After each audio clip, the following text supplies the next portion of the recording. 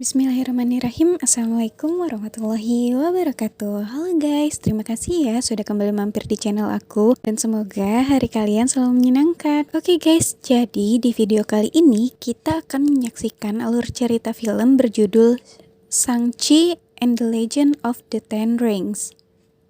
Film terbaru dari Marvel ini bercerita tentang seorang anak bernama Shang-Chi yang terpaksa harus melawan ayah kandungnya demi menyelamatkan desa kelahiran ibunya dari serangan makhluk mitologi kuno. Penasaran dengan alur ceritanya? Langsung kita saksikan aja ya guys. Dan jangan lupa klik tombol subscribe, like, dan nyalakan loncengnya biar kalian gak ketinggalan video terbaru dari aku. Enjoy the movie and happy watching!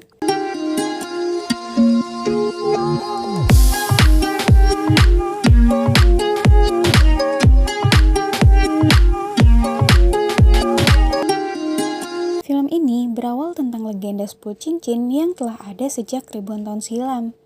Konon katanya, pemilik 10 cincin tersebut akan memiliki kekuatan yang luar biasa dan memiliki keabadian. Pria beruntung tersebut bernama Wenwu. Ia merupakan seorang pria yang berhasil mengumpulkan 10 cincin legenda tersebut. Selama ribuan tahun, Wenwu membuat sebuah organisasi bernama Ten Rings yang terdiri dari para prajurit dari seluruh belahan dunia untuk melakukan pemberontakan dan memperoleh kekayaan.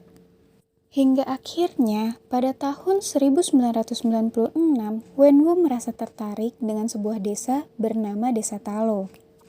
Desa Talo ini diketahui merupakan sebuah desa yang menyimpan banyak makhluk mitos dan juga sihir kuno. Tanpa membuang waktu, Wenwu pun memutuskan untuk segera mencari tahu keberadaan Desa Talo bersama para anak buahnya. Namun tak disangka, ternyata Desa Talo tersebut dilindungi dengan sangat ketat. Ketika Wenwu dan anak buahnya mencoba melewati jalan di hutan menuju Desa Talo, tiba-tiba hutan tersebut berubah menjadi sebuah labirin yang bahkan dapat menghimpit siapapun yang berusaha melewatinya. Alhasil, Wenwu dan rombongan anak buahnya mengalami kecelakaan hingga terjatuh ke dalam jurang. Beruntungnya, Wenwu berhasil selamat dari kejadian tersebut dan memutuskan untuk tetap mencari desa tersebut seorang diri. Beberapa saat kemudian, Wenwu bertemu dengan salah seorang penjaga dari Desa Talo bernama Yang Li. Mereka pun akhirnya bertarung dan tanpa diduga, ternyata Yang Li merupakan seorang prajurit yang tangguh, sehingga mampu menangkis serangan-serangan Wenwu, dan bahkan hal tersebut merupakan pertama kalinya Wenwu berhasil dikalahkan. Dan tanpa disangka, hal tersebut malah membuat Wenwu terpikat dengan kecantikan dan ketangguhan Yang Li. Singkat cerita, ternyata cinta mereka tidak mendapatkan restu dari tetua desa. Yang Li pun terpaksa memutuskan untuk meninggalkan desa dan hidup secara normal bersama Wenwu. Tak hanya itu, Wenwu pun memutuskan untuk melepaskan ke-10 cincinnya dan juga organisasi yang selama ini ia jalankan agar ia dan Yang Li bisa hidup dengan damai. Dari pernikahan tersebut, Wenwu dan Yang Li dikaruniai oleh 2 orang anak bernama Shang-Chi dan Xia Ling. Pada suatu hari, Yang Li menceritakan kisah tentang seekor naga merah di Desa Talo yang telah memberikannya kekuatan. Setelah itu, ia pun memberikan sebuah kalung untuk Shang-Chi dan Xia Ling sebagai hadiah. Ia juga berpesan bahwa kapanpun Shang-Chi merasa tersesat, maka kalung tersebut akan menunjukkan jalan untuknya. Keluarga kecil tersebut hidup bahagia dan damai, hingga suatu hari saat Wenwu sedang tidak ada di rumah, Iron Gang yang merupakan musuh bebuyutan The Ring datang ke rumah mereka. Saat itu, Shang-Chi yang masih kecil tidak bisa berbuat apapun ketika Iron Gang datang dan menyerang ibunya hingga tewas. Sejak kematian Yang Li, Wenwu pun memutuskan untuk menggunakan ke-10 cincinnya dan menghidupkan kembali organisasi The Ring. Ia juga bertekad untuk memusnahkan seluruh anggota Iron Gang yang telah membunuh istrinya. Sejak saat itu, Shang-Chi dilatih untuk menjadi seorang petarung yang handal. Sampai pada saat Shang-Chi beranjak dewasa, Wenwu memberikan sebuah misi kepada Shang-Chi untuk membunuh ketua Iron Gang. Setelah menyelesaikan misi tersebut, Shang-Chi memutuskan untuk pergi dari dunia kelam ayahnya dan hidup di Francisco. Setelah bertahun-tahun berlalu sejak kejadian tersebut, Sangchi hidup sederhana sebagai seorang karyawan hotel bersama dengan sahabatnya yang bernama Katie. Suatu hari, ketika Sangchi dan Katie sedang berada dalam perjalanan, tiba-tiba Sangchi didatangi oleh seorang pria yang menginginkan kalung miliknya. Karena Sangchi menolak, pria tersebut pun memanggil kawanannya untuk menyerang Sangchi. Namun, dengan ilmu bela diri yang ia miliki, Sangchi pun dapat melawan gerombolan tersebut. Di sisi lain, aksi pertarungan yang mendebarkan tersebut direkam secara live oleh seorang penumpang yang juga berada dalam bus tersebut. Setelah berhasil mengalahkan gerombolan tadi, tiba-tiba datang seorang pria misterius yang duduk di kursi belakang. Ia mengeluarkan senjata dari tangannya dan menyerang Sangchi. Dari penampilan mereka, Sangchi pun yakin bahwa mereka merupakan bagian dari Ten Ring yang diutus oleh ayahnya. Oleh karena itu, Sangchi pun berusaha untuk mengalahkan mereka. Dengan bantuan Katie, ia berhasil memukul pria tersebut. Kemudian Katie mengambil alih kemudi bis dan mengikuti rencana Sangchi. Berkat kerjasama mereka, akhirnya Sangchi dan Katie pun berhasil mengalahkan pria tersebut. Namun sayangnya, tanpa disadari, ternyata pria tersebut berhasil mengambil kalung milik Sangchi. Setelah kejadian tersebut, Sangchi memutuskan untuk bergegas kembali ke Makau mencari adiknya, mengingat kalung yang sama juga dimiliki oleh adiknya tersebut. Sehingga ia berpikir bahwa adiknya juga berada dalam bahaya. Singkat cerita, akhirnya Sangchi dan Katie berhasil sampai di Makau. Sesampainya di sana, mereka pun bergegas untuk menemui Xialing. Tak disangka, ternyata Xialing mendirikan sebuah arena tanding ilegal yang cukup besar. Di sana, Sangchi dipaksa untuk bertanding melawan Xialing. Hal tersebut terjadi karena dulu saat Sangchi akan meninggalkan rumah, ia berjanji akan kembali dalam 3 hari. Namun nyatanya, ia malah kabur dan meninggalkan Xialing bersama ayahnya.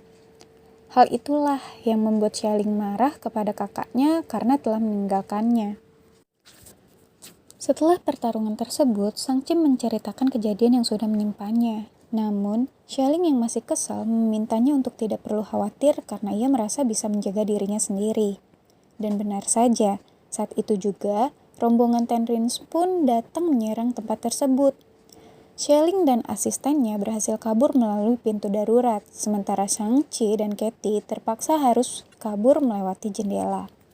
Namun, saat mereka sedang mencoba melarikan diri dari kawanan Ten Rings, Katie terjatuh dari ketinggian. Beruntungnya, Xialing dengan sigap langsung menangkap tubuh Katie.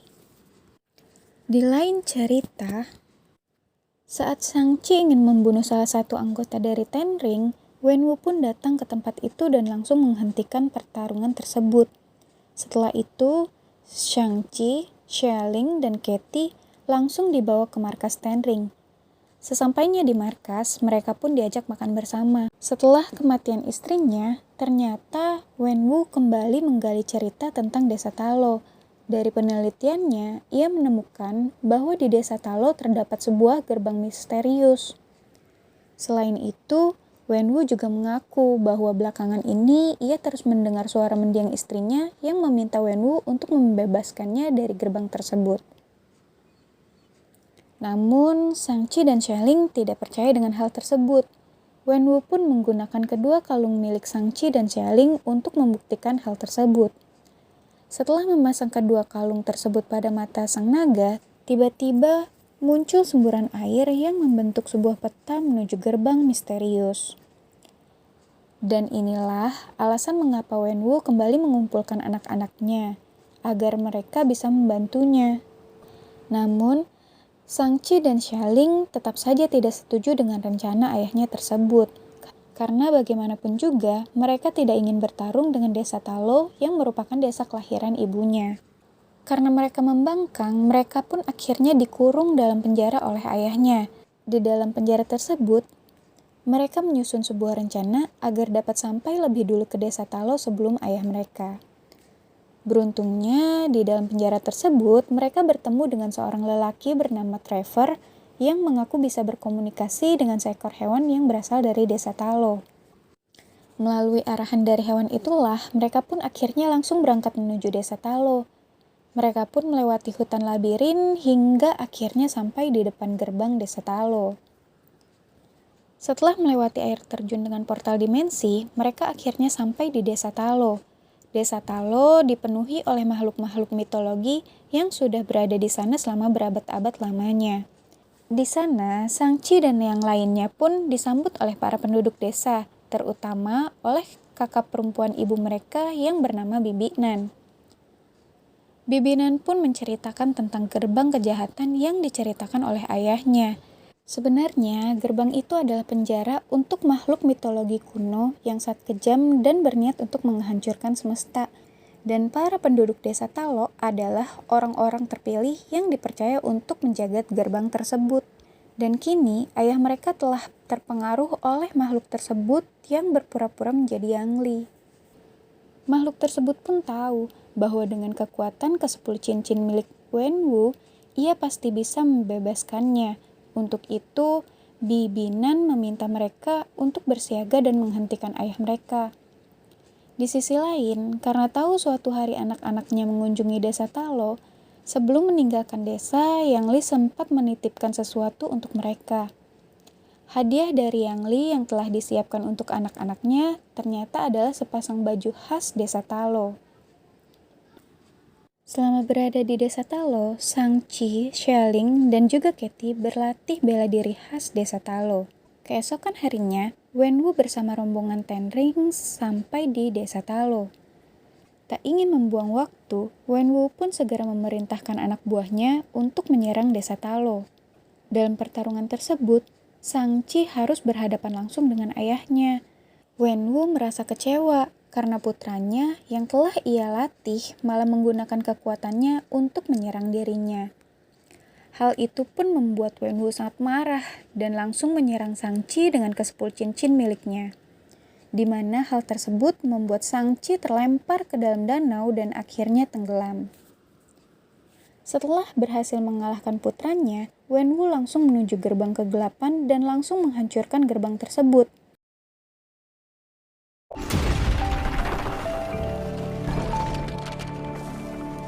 Tak lama kemudian, satu persatu, burung-burung penghisap jiwa dari dalam gerbang tersebut mulai terbebas.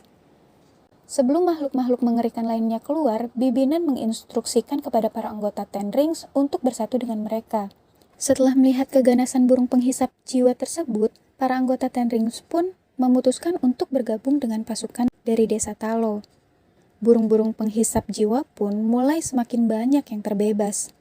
Mereka memburu jiwa-jiwa manusia untuk diberikan kepada makhluk yang ada di balik gerbang tersebut. Di mana, jika makhluk tersebut mendapatkan jiwa yang lebih banyak, maka makhluk tersebut akan semakin kuat. Sementara itu, Sangchi yang masih tenggelam di dalam danau tiba-tiba teringat dengan cerita-cerita ibunya saat ia kecil dulu.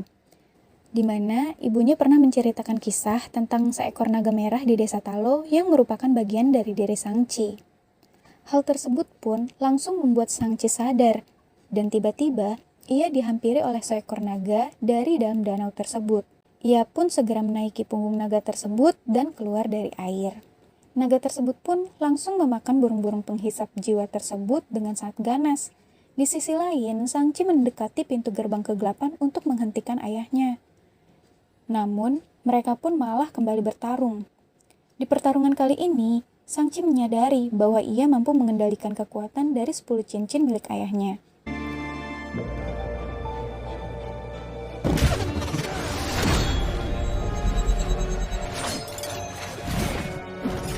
Meskipun ia bisa saja membunuh ayah kandungnya dalam pertarungan tersebut, namun ia tidak melakukan hal itu, dan tiba-tiba makhluk penghuni gerbang kegelapan tersebut berhasil bebas. Kemudian, dengan sigap, Wenwu pun langsung menyelamatkan Sangchi ketika makhluk tersebut ingin memangsanya. Namun naasnya, hal tersebut malah membuatnya menjadi mangsa bagi makhluk tersebut dan jiwa Wenwu pun dihisap olehnya. Sebelum kematiannya, Wenwu pun memberikan 10 cincinnya kepada Sangchi. Sangchi pun segera diselamatkan oleh naga merah yang sekarang ditunggangi oleh Xialing. Kini, makhluk tersebut pun bertarung dengan naga merah. Namun, karena makhluk tersebut sudah semakin kuat, Ia pun berniat untuk menghisap jiwa dari naga merah. Beruntung, sebuah panah berhasil menembus leher dari makhluk jahat tersebut. Rupanya, panah tersebut berasal dari Katie. Kesempatan itu pun langsung digunakan oleh Shang-Chi dan Xia Ling untuk mengalahkan makhluk jahat tersebut dengan melancarkan segala serangan. Dengan bantuan Xia Ling dan naga merah, Shang-Chi menggunakan ke-10 cincin peninggalan ayahnya dan berhasil meledakkan makhluk tersebut hingga hancur berkeping-keping.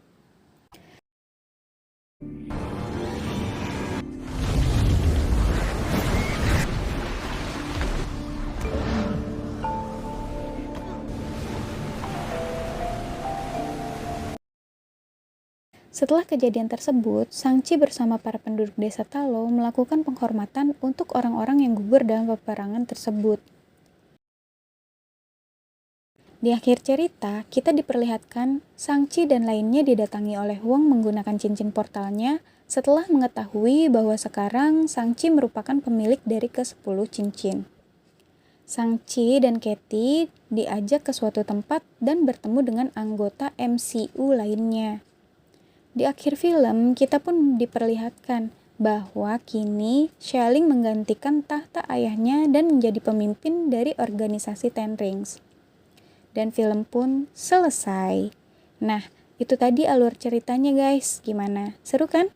Oke guys, sekian dulu video aku kali ini and see you on my next video. Wassalamualaikum warahmatullahi wabarakatuh.